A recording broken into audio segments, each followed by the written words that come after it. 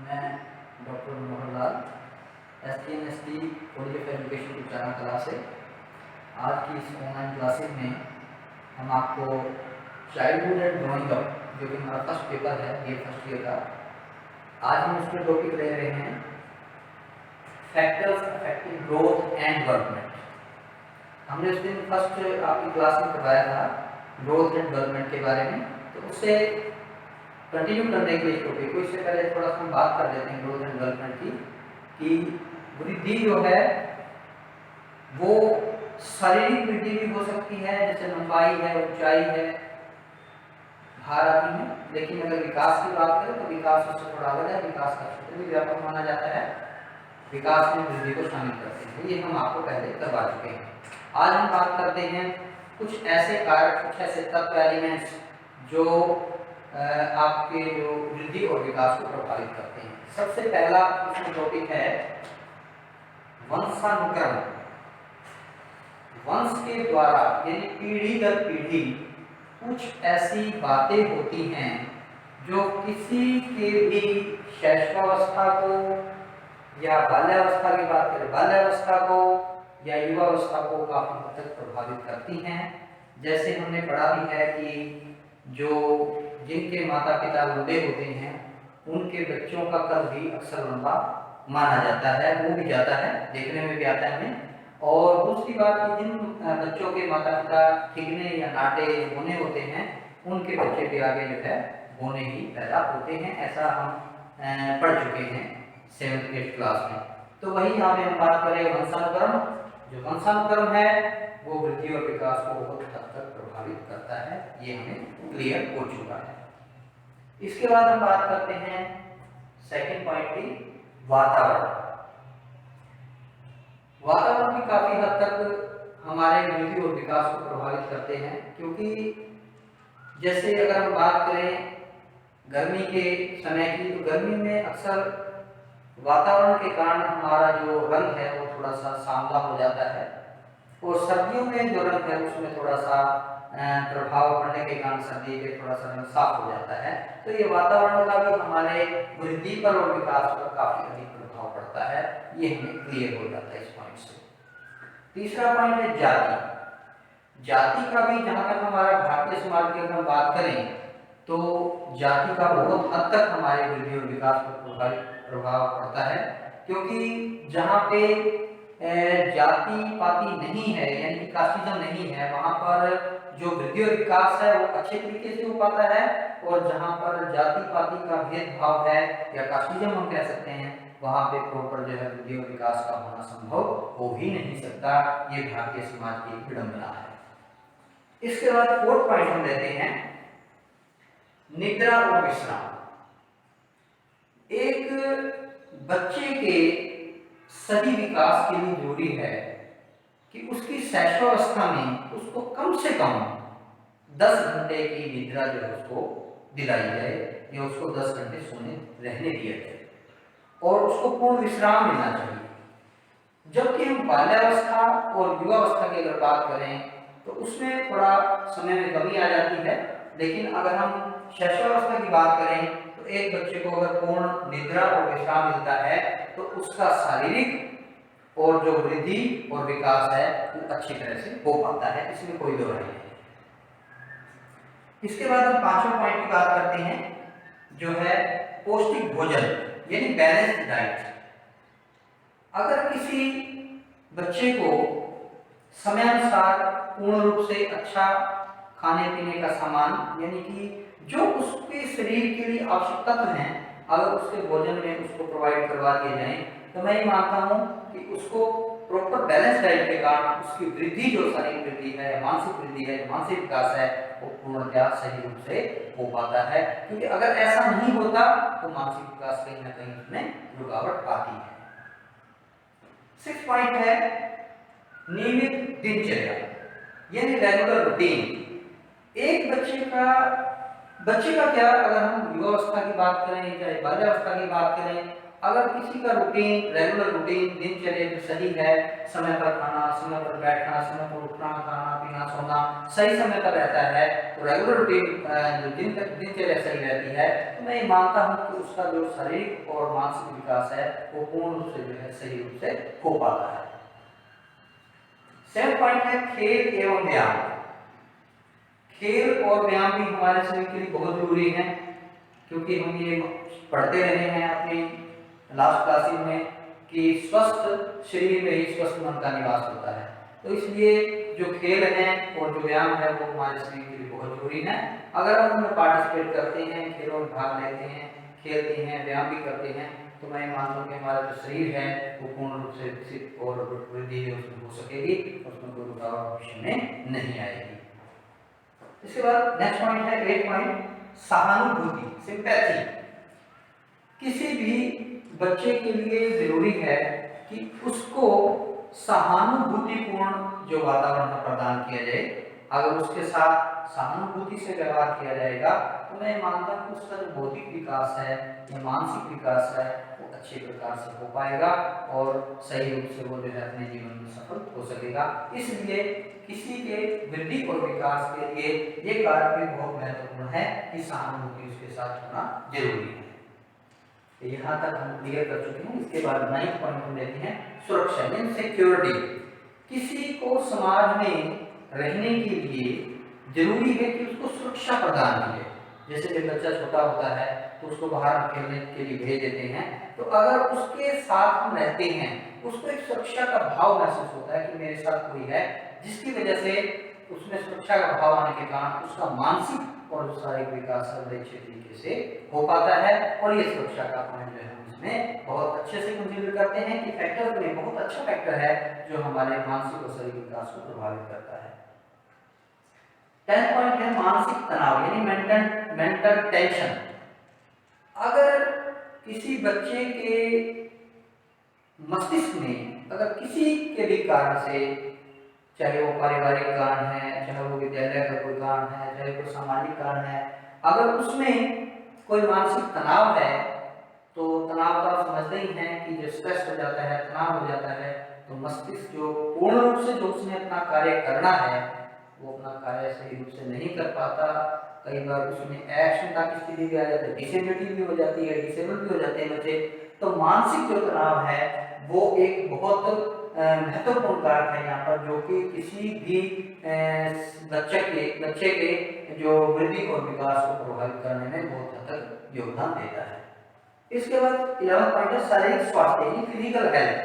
अगर किसी का शारीरिक स्वास्थ्य सही है, सही रूप से सही है, वो कोई फिजिकल डिसेबल नहीं है, तो मैं मानता हूँ कि वो जो है एक अच्छा जो है जीवन जी सकता है वृद्धि और विकास के साथ साथ। उसका पूर्ण जो विकास होगा, पूर्ण वृद्धि होगी, उसमें कोई कमी नहीं आएगी।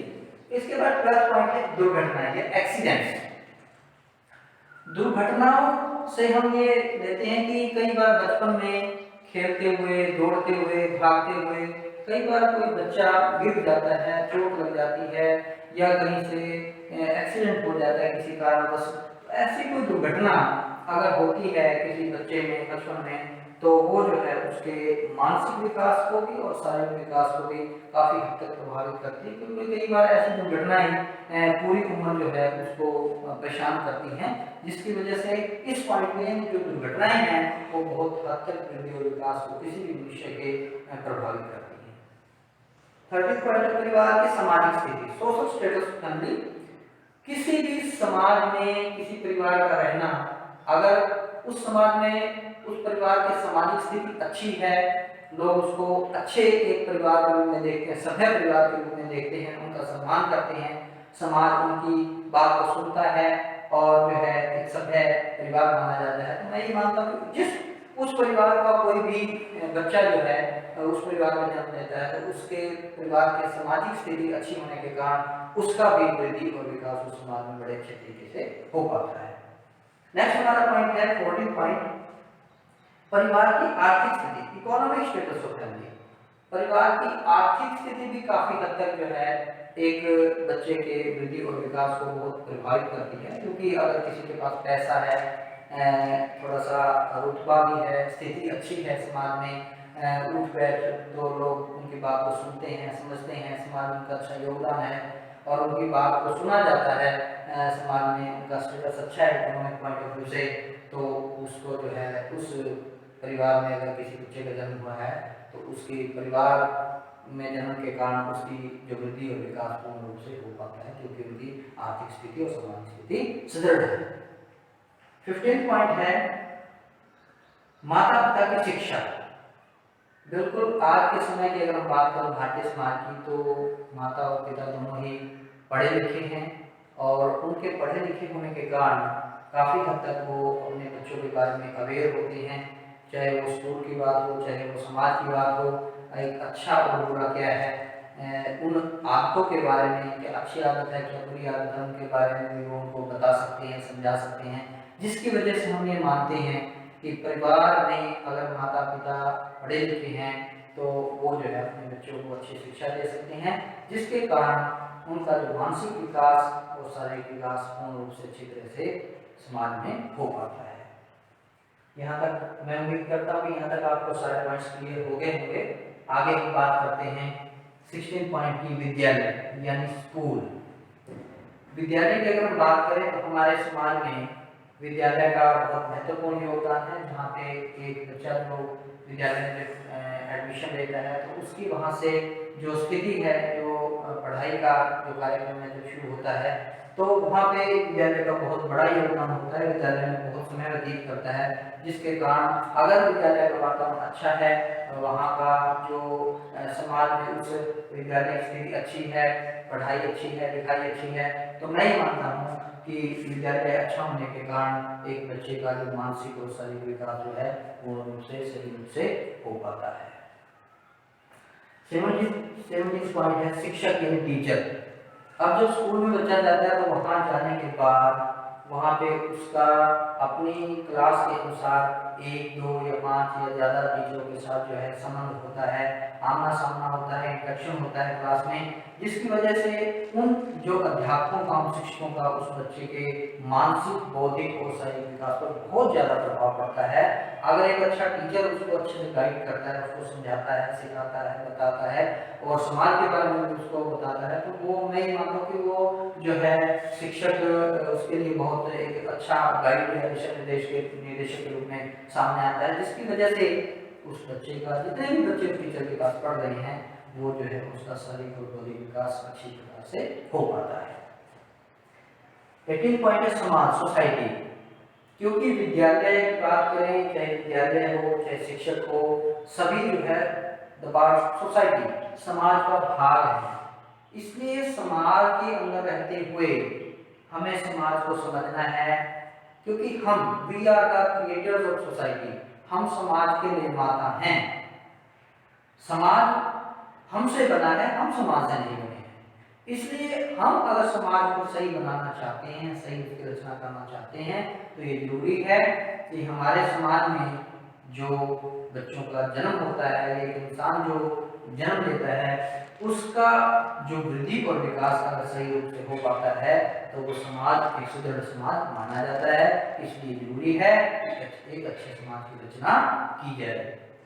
19 पॉइंट है निर्धनता, पॉवर्टी। जैसे हमने पहले 14 पॉइंट किया इकोनॉमिक स्टेटस ऑफ फैमिली, तो इसके बिल्कुल विपरीत ये पॉइंट है निर्धनता का, पॉवर्टी का, कि एक ऐसा परिवार भी है जो समाज में ज़्यादा उसकी आर्थिक स्थिति सुदृढ़ नहीं है। एक प्रत्यक्ष रूप से अगर हम कहें तो वो एक गरीब परिवार भी हो सकता है। तो गरीब परिवार के होने के कारण जब साधन दुर्लभ हो जाते हैं, चाहे वो पैसे की बात हो, चाहे वो खान पान की बात हो, तो जब बच्चों को प्रॉपर जो है बैलेंस डाइट नहीं मिल पाती, पौष्टिक भोजन नहीं मिल पाता, तो उसके कारण उनका जो बौद्धिक और शारीरिक विकास जो है अच्छी प्रकार से नहीं हो सकता। ये बिल्कुल सत्य है कि निर्धनता के कारण बहुत सारा भारतीय समाज की अगर हम बात करें, बहुत सारे ऐसे लोग हैं जो आज भी निर्धनता की स्थिति में जीवन यापन कर रहे हैं और उनके बच्चों को, उनके परिवार को बहुत ज़्यादा अच्छा भोजन मिला उपलब्ध नहीं हो पाता। नेक्स्ट पॉइंट है 20 आदतें यानी हैबिट्स।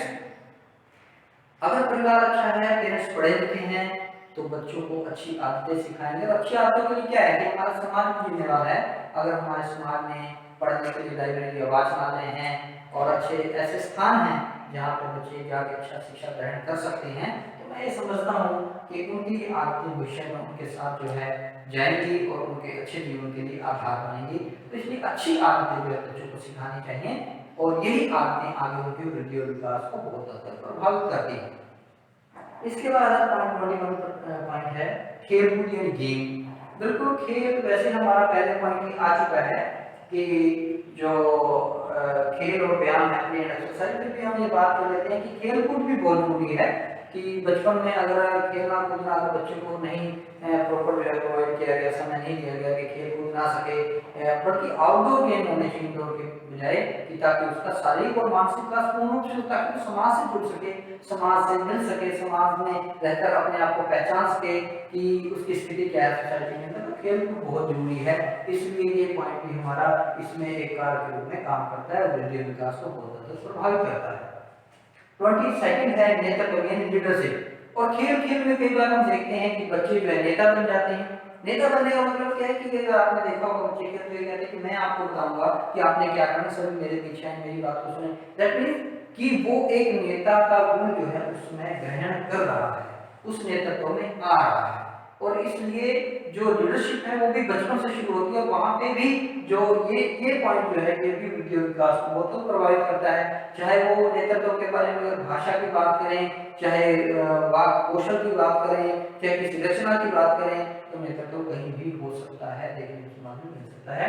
और लास्ट पॉइंट, थर्ड पॉइंट है समुदाय या कम्युनिटी। समुदाय का मतलब है कि समुदाय हमारा जो है वो समुदाय में भी हम ये बात करते हैं, जैसे समाज हमारे ऊपर प्रभावित, हमारे वृद्धि और विकास को प्रभावित करता है, इसलिए समुदाय भी बहुत हद तक हमें प्रभावित करता है।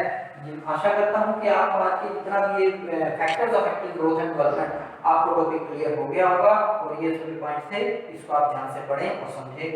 धन्यवाद। आज इतना ही।